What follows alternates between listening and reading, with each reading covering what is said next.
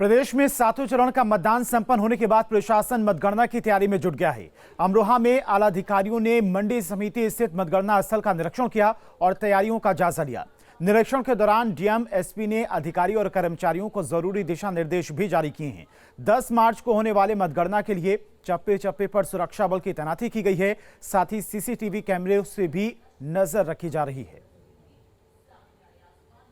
वहाँ में 4 विधानसभाएं हैं और चारों की मतगणना जैसा कि आयोग के निर्देशानुसार 10 तारीख को प्रातः 8 बजे शुरू होगी। तैयारियां सही पूर्ण कर ली गई हैं और उसी को इंस्पेक्शन करने के लिए हम लोग आए थे, एसपी साहब भी आए थे। जहाँ थोड़ी बहुत तैयारियों में कमी है उसको भी हम लोग पूरा करा रहे हैं।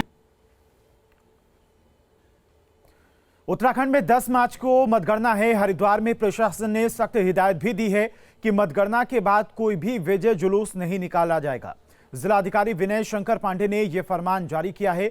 जिलाधिकारी ने कहा कि मतगणना के लिए प्रशासन की ओर से सभी तैयारियां पूरी हैं। जिले की 11 विधानसभाओं में 5 सीटों के लिए 14 टेबल जबकि 6 विधानसभाओं के लिए 60 टेबल पर वोटों की गिनती की जाएगी।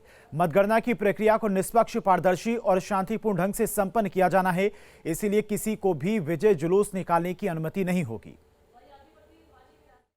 जो हम लोगों का कैलकुलेटेड है उसके हिसाब से करीब 4.5 से 5 घंटे के अंदर मतगणना का कार्य पूरा हो जाना चाहिए। बाकी उस समय जैसी परिस्थितियां होती हैं, ये बड़े स्पष्ट निर्देश हैं कि इसमें कोई जल्दीबाजी नहीं की जाएगी।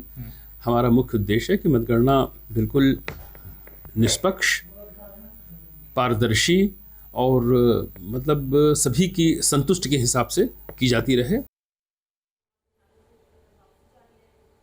रामपुर में एमपी एमएलए कोर्ट से समाजवादी पार्टी सांसद आजम खां को झटका लगा है। आजम खां को यतीम खाना प्रकरण के 2 मामलों में झटका लगा है। दरअसल आजम खां के वकील की तरफ से आजम खां पर दर्ज यतीम खाना प्रकरण के मामले में डिस्चार्ज एप्लीकेशन लगाई गई थी। कोर्ट ने बहस के बाद डिस्चार्ज एप्लीकेशन खारिज कर दी। अब इस मामले में 9 मार्च को आरोप तय होंगे। बता दें कि ये वही मामले हैं जिन पर आजम खां के ऊपर बकरी और भैंस चोरी जैसे आरोप लगे थे।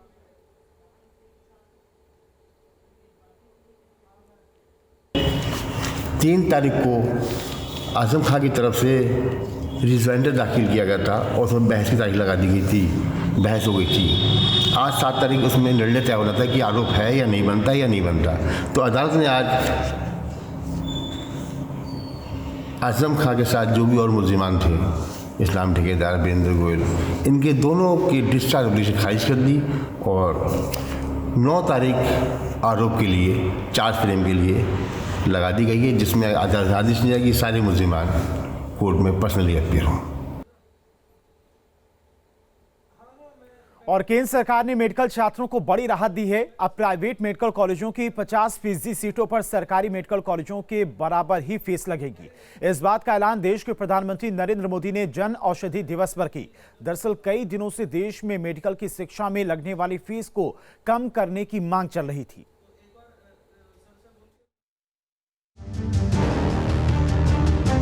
यूक्रेन में युद्ध में फंसे भारतीय छात्रों की सुरक्षित वापसी के साथ ही ये सवाल भी मुहवाए खड़ा था कि आखिर क्यों इतनी संख्या में डॉक्टरी की पढ़ाई करने लोग यूक्रेन जाते हैं। कई छात्रों और उनके परिजनों का आरोप था कि भारत में मेडिकल की पढ़ाई महंगी है, इसलिए छात्र यूक्रेन की ओर रुख करते हैं।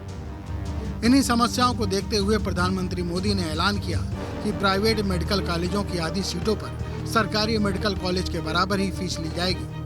प्रधानमंत्री ने इस फैसले की घोषणा जन औषधि दिवस के मौके पर की। अभी कुछ दिन पहले ही सरकार ने एक और बड़ा फैसला लिया है, जिसका बड़ा लाभ गरीब और मध्यम वर्ग के बच्चों को मिलेगा। हमने तय किया है कि प्राइवेट मेडिकल कॉलेज में आधी सीटों पर सरकारी मेडिकल कॉलेज के बराबर ही फीस लगेगी।